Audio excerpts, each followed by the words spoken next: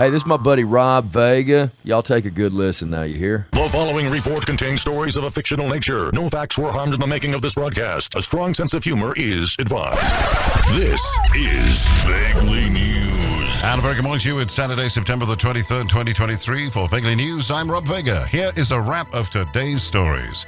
Following widespread criticism of the Springboks 7-1 bench option, Springbok coach Ninoni has announced some changes to the Springboks team selection, including a 15-0 split. We've looked at the complaints about the 7-1 split and we agree, so we've decided instead to go for a 15-0 split.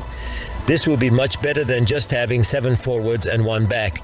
A full team substitution will be lacquer and will allow us to field 2 complete teams and give everyone an opportunity to play.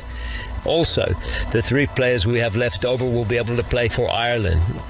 We don't mind.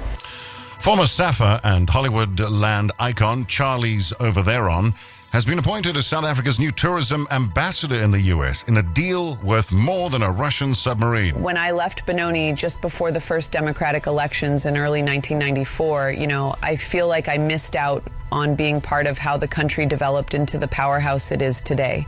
Like, there's electricity there now more often than not, and they've even got internet in many places.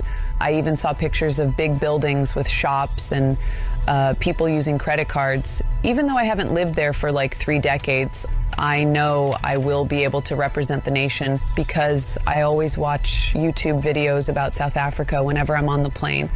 I also know how to say Boboti properly.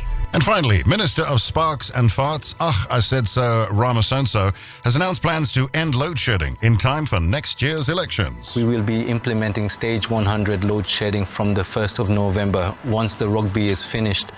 This will involve a complete blackout across the country for several hours at a time and means we can save lots of electricity very quickly and store it in crates for later use.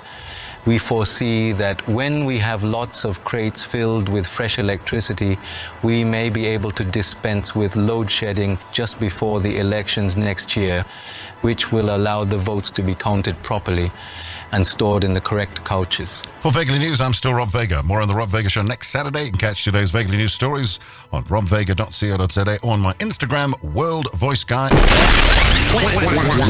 Rob Vega. Hey, man, it's Rob Vega.